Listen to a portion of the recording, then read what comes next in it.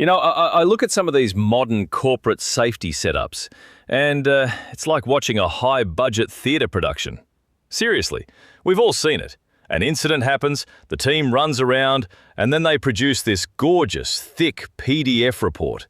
A dozen pages of charts, the boxes get ticked, and poof, file closed. Everyone goes back to their air-conditioned offices feeling absolutely fantastic because the administrative paperwork is complete. But the actual system, the reality out on the dirt, it's just as bloody fragile as it was 5 minutes before the accident occurred. And the reason we get these shallow, useless findings is this absolute obsession with finding a singular, neat little root cause. It's a lazy habit, plain and simple.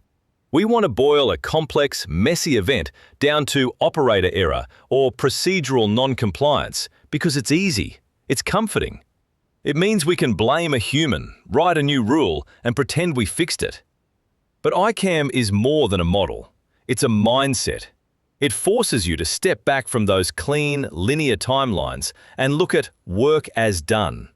You have to ask, why did that shortcut make perfect local sense to that worker at 3 o'clock on a wet Friday afternoon? Let me give you a real-world example of what I mean. Think about the welder up in the Hunter Valley a while back. Poor bloke got absolutely crushed under a heavy vehicle. Now, the traditional finger-pointing safety report would have stopped at operator error. They would have said he used poor judgment because he utilized unauthorized, completely inadequate steel props on wet, unsealed clay ground. Case closed. Blame the welder, right? But when you actually use ICAM to look at the system, a completely different story emerges. It turns out the main workshop was completely booked out with heavy vehicles. There wasn't a single spare bay. On top of that, there were no spare light vehicles available for his next task. And the schedule pressure was coming down heavy from above. It's Friday afternoon, it's raining, and the bosses are screaming for the job to get done. Suddenly, that poor judgment of using a makeshift steel prop on wet clay doesn't look like reckless behavior anymore. It looks like a worker trying to solve a massive structural problem that the organization dumped on his lap.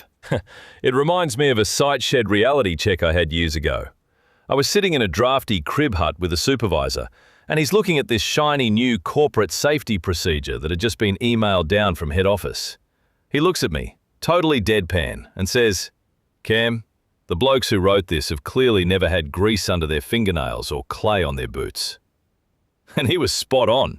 The clean, polished policies written in air-conditioned offices assume workers have unlimited time, perfect gear, and zero pressure. But in the real world, when the right tools aren't in the budget, the guys on the ground are forced to make messy compromises just to keep the business running. Real learning isn't just about box ticking. It's not about compliance for appearances. It's about having the guts to look at the gap between our tidy procedures and the actual rough reality of the work.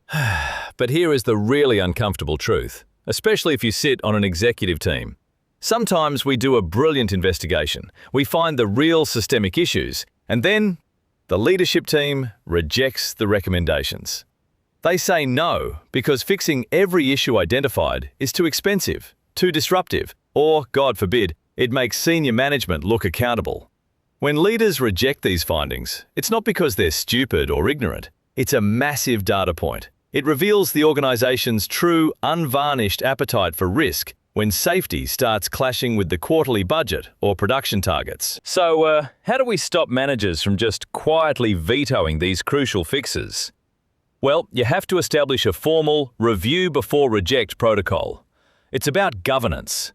If a manager wants to reject an ICAM recommendation, they shouldn't be allowed to just cross it out with a red pen. It has to go before a multidisciplinary panel. The manager must formally document why they are rejecting it, provide a written risk justification, and log an alternative proposal that will be actively audited. And as investigators, we have to be incredibly disciplined about this. If the executive team decides to reject a system-level mitigation for a known, documented threat, we must formally record the residual risk. Because at the end of the day, what we choose not to fix becomes what we choose to risk.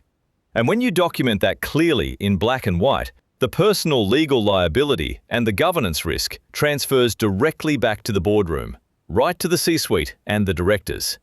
Suddenly, when it's their own neck on the line, their appetite for rejecting safety upgrades gets very small very quickly. You see, a real shift in safety culture isn't measured by a low score on some glossy DuPont-Bradley maturity curve. And don't get me going on that rubbish. And it certainly isn't about hanging a massive zero harm banner in the foyer. That's just marketing.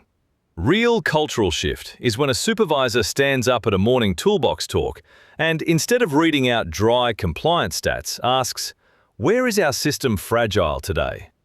It's when a frontline worker feels completely, psychologically safe to look their boss in the eye and say, "Hey, the policy says we do it this way, but let me show you how we actually have to do it to get the job done." That's where the real learning starts. Anyway, that's probably enough of my rants from the site shed for one day. Appreciate you tuning into The Corner. We'll catch you next time. Cheers.